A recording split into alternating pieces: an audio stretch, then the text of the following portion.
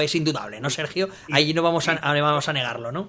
Y de hecho, pienso una cosa, Wallace nunca tuvo problema con el término darwinismo, El darwinismo. que él vivió. Él murió más tarde que Darwin y se quedó esa palabra, darwinismo, y para hablar precisamente pues, de la teoría de la evolución, de los procesos evolutivos y de una rama filosófica muy importante para la historia de la humanidad y de la ciencia y de la propia filosofía. Sin duda. Ha habido muchos filósofos que se han dedicado luego a basar, entre otros Nietzsche, basar parte de su filosofía precisamente en todo este tipo de la evolución, vaya, de las especies. Pero Wallace nunca tuvo problema en reconocer esa palabra y decía que admiraba a Darwin y pensaba, era un hombre, Wallace era muy honesto, Darwin era muy honesto, mi opinión es que los dos eran grandes científicos y que entendieron un poco pues, cómo iba la cosa. Pero no siempre ha sido así. Hay otros casos mucho más controvertidos y mucho más terribles, incluso de guerra abierta, como por ejemplo el caso de Tesla y de... A ver, cuéntame porque mucha gente desconoce. A ver, lógicamente, ahora la gran mayoría de la gente escucha hablar de esa marca de automóviles, y claro, exacto. Correcto, la marca Tesla y dicen, bueno, y les hablan de Tesla, pero me gustaría que tú nos pusieran en contexto quién era este hombre y qué es lo que sucedió en este caso con este hombre y por qué lo incluimos, ¿no?, en este monográfico de los genios olvidados. Sergio. Tesla era un hombre de origen europeo, era de origen croata. Era una persona que se dedicó desde bien temprano a todo lo que era la ingeniería eléctrica. Tesla era un genio. Tesla era un hombre que entendió muy bien toda una serie de ramas de la física relacionadas con el electromagnetismo, relacionadas con la electricidad, relacionadas con todo lo que era pues el mundo, pues sobre todo digamos que de los fluidos eléctricos, electrones, etcétera, etcétera. Era un hombre muy inteligente. Yo digo algo, Sergio, y hay gente que cuando yo les digo que estamos en la era de Tesla, sí, mucha gente se queda sorprendidos y dicen, bueno, voy a buscar, ¿no?, información sobre Tesla, y cuando volvemos a mantener esta conversación entienden rápidamente porque les dije que era la era de Tesla. Y Sergio, yo creo que estamos muy de acuerdo, ¿no?, con esa teoría, ¿no? Sí, estamos sí, ahora hay toda esta herencia, digamos, y esta captación del nombre de Tesla como un genio incomprendido. De hecho lo fue. Sí. Él estuvo trabajando con otra persona que era muy inteligente, no lo vamos a negar, un hombre como Thomas Alva Edison. Cuidado. Edison era un inventor de Ohio, un inventor estadounidense, un hombre muy inteligente, pero también era un hombre, ¿cómo diría yo?, que pensaba más en el beneficio, en el dinero, un poquito en el sueño americano. Anteponía el capital a realmente... Correcto. Si quieres llamarlo así, él estaba más pendiente de la ganancia, digamos, y desde luego, esto todas las biografías lo reconocen, no era tan inteligente como Nicolás Tesla, ni mucho menos. Correcto. Era un hombre inteligente, por favor, no estoy... No, correcto. Sí, es lo que hemos dicho, ¿no? Un poco esa base de aquellos genios que quizás tenían la capacidad intelectual, pero que su capital financiero no era quizás el potencial como para poder llegar a ser, pues, o tener ese reconocimiento, ¿no? Como en el caso, como has dicho tú ahora, de Edison, que no dejaba de ser un hombre inteligente, pero digamos que era más inteligente financieramente, y Tesla en este caso lo superaba en ese otro ámbito, ¿no, Sergio? Él lo que hizo muy bien Edison, y esto es una cosa que está, digamos que está bastante bien asentada, es captar gente muy inteligente para que le ayudase en su progresión con los inventos. Edison inventó uno de los inventos más famosos que todos conocemos, es la bombilla incandescente, la bombilla que tenemos, que hasta hace relativamente poco, porque ahora muchas son de LEDs y hay otros tipos de bombillas, pero la bombilla incandescente fue un éxito bestial, fue un cambio en la sociedad dramático, quiero decir, fue algo tremendo. Que dejó huella, correcto. Y esa electricidad en luz, era algo bestial. Pero pasó algo muy concreto entre ellos dos, entre Tesla. Tesla empezó a trabajar para Edison y le dijo de que todo esto de la corriente continua, que además nosotros hemos tenido corriente continua hasta hace no tanto en las casas, porque hemos tenido que tener transformadores, incluso yo recuerdo casas en esa transición. Digamos que Tesla lo que le dijo a Edison en un momento determinado es: oye, es que esto que tienes tú de la corriente continua pues no es lo más adecuado quizás para tirar adelante. Esto tendría que ser con corriente alterna, tendría que ser un modo de funcionar diferente. Porque la corriente continua, uno de los problemas que tiene más graves es que en las largas distancias no funciona bien. No vamos a estar a explicar ahora No nos vamos a meter en temas técnicos, pero es la diferencia más clara, ¿no? Pero es una diferencia muy sustancial, considerable. Correcto. Y entonces Edison se dio cuenta que tenía razón, pero se lo calló. Claro. Se lo calló y no solo le dijo que no, sino que, bueno, de alguna forma Tesla se fue muy enfadado. Claro. Y se montó su propia empresa e intentó convencer al mercado americano de que la suya era la buena idea. ¿Qué pasó? Pasó que Edison tenía mucho más poder en aquel momento. Y la idea de Edison durante un tiempo funcionó, hasta que los ingenieros y los propios inversores se dieron cuenta que realmente Tesla tenía razón. Era más barato, era más eficiente y llegaba mucho más lejos la electricidad, si era alterna y continua. ¿Qué pasó entonces? Bueno, que como que Tesla no tenía dinero para pagarse las patentes y todo ese tipo de historias, pues al final se la quitaron.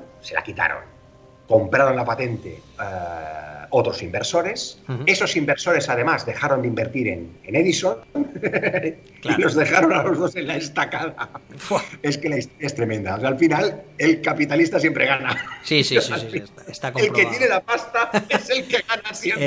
Es el que, al final es el que se lleva el pato al agua. Hay una teoría que es muy clara, ¿no? En el mundo, que dice aquello de que estamos llegando al punto, y de la misma manera que ahora puedo yo apuntar que estamos en la era de Tesla, y mucha gente, según lo que estamos comentando, se dará cuenta del porqué.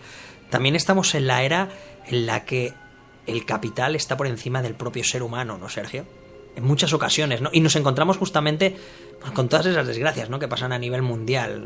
No hace falta que hablemos de los refugiados actualmente en Siria, o con todo lo que sucede en África o en países de Latinoamérica, ¿no? Las auténticas barbaries que se pueden llegar a suceder. Pero desgraciadamente ese es el mundo que nos ha tocado vivir, ¿no, Sergio? Y en ese mundo pues ha habido genios que han pasado a la historia, pero que desgraciadamente no se les ha dado la notoriedad que merecían, ¿no, compañero? Ni mucho menos. Fíjate otro caso, que es un caso que además a mí me toca un poco, porque es un caso, y no es el único desde luego, de no reconocimiento, pero que oficialmente se reconoció en el 2002, si no recuerdo mal.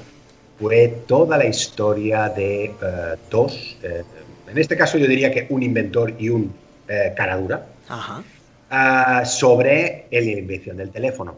Sí. La invención del teléfono siempre se ha dicho que ha sido Alexander Graham Bell. Correcto. Él se puso la etiqueta de haber sido el inventor del teléfono a costa de un señor que se llamaba Antonio Meucci, que era un italiano, que fue el inventor del teléfono auténtico. Sí. Hubo mucha controversia de esta invención y durante muchísimos años Bell, sobre todo la compañía, recordad que hay una compañía que se llama Bell, que es una de las compañías telefónicas más grandes del mundo, jamás reconocieron o quisieron reconocer que esta historia fuese cierta. Ellos decían que Graham Bell había llegado de forma independiente a la invención de este teléfono.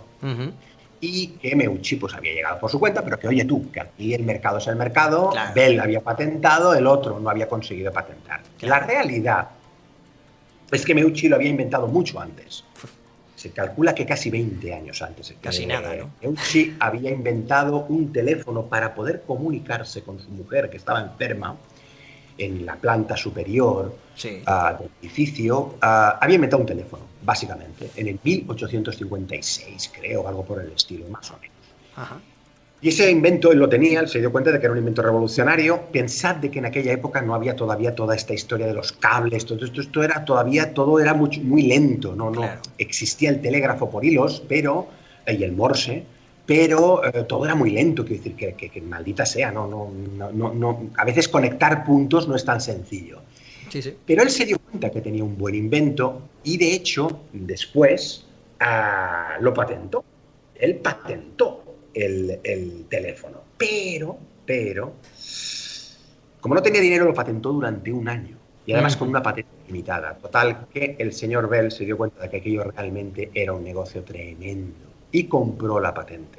Una vez comprada la patente, no solo la compró, porque una cosa es que tú compres la patente, ¿sabes? Y dices, bueno, compró la patente, es de otro, pero digo, oye, mira, que es de este tío, pero me da igual. No. Él no se conformó con esto. Él dijo que había inventado el teléfono. Correcto. Y patentó el teléfono. Correcto. De manera que inmediatamente el teléfono en 1876-77 ya empezó de alguna forma a estructurarse, a funcionar, porque era una revolución, mucho más que el telégrafo por hilos, y el telégrafo luego, más adelante, por radio.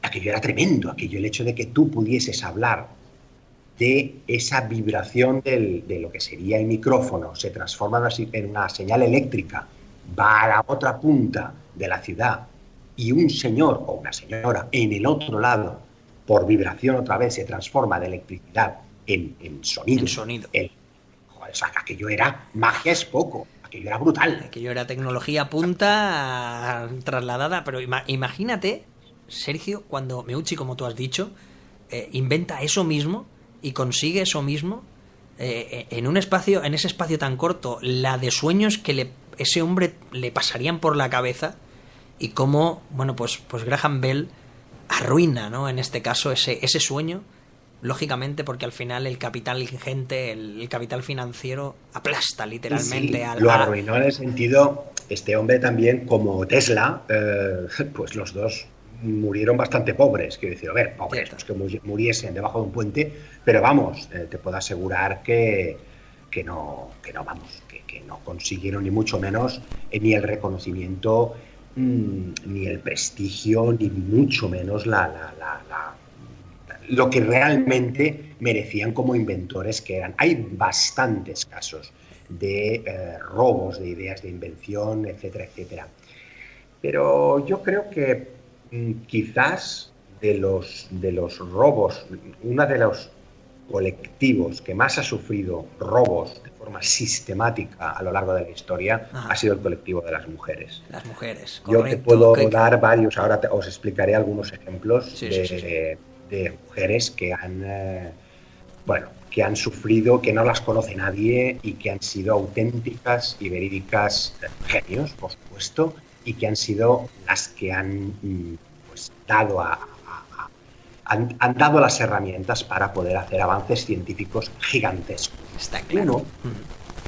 Una de ellas, una de estas mujeres, que a mí me impactó muchísimo cuando lo leí en un libro, escrito además por uno de los premios Nobel, que ganó gracias en gran parte de ella, es Rosalind Franklin. Franklin era una química de origen judío, que empezó a trabajar en Inglaterra, pues como química que era, empezó a trabajar con un aparato que en aquel momento era muy nuevo, estamos hablando de los años 40, 50, ¿vale? Que era un aparato de difracción. Era un aparato que lo que hacía era, tenía la capacidad de este aparato, mágicamente, de plasmar la imagen de las moléculas en una placa, por decirlo de alguna forma así un poco simplificada. Es decir, tú podrías ver la estructura tridimensional de las moléculas y otras cosas gracias a la difracción, ¿vale?, que tú tenías con los rayos X, incidiendo con esos rayos X y haciendo que esos rayos X impactasen y se dispersasen de modo que creasen unas sombras. Y estas sombras lo que hacían era, bien interpretadas, evidentemente, esto es una cosa extraordinariamente sofisticada, increíble, pero bien interpretadas te creaban la estructura tridimensional de esas. Date cuenta, estamos hablando ahora en el siglo XXI de tridimensionalidad, hablamos de todo lo que es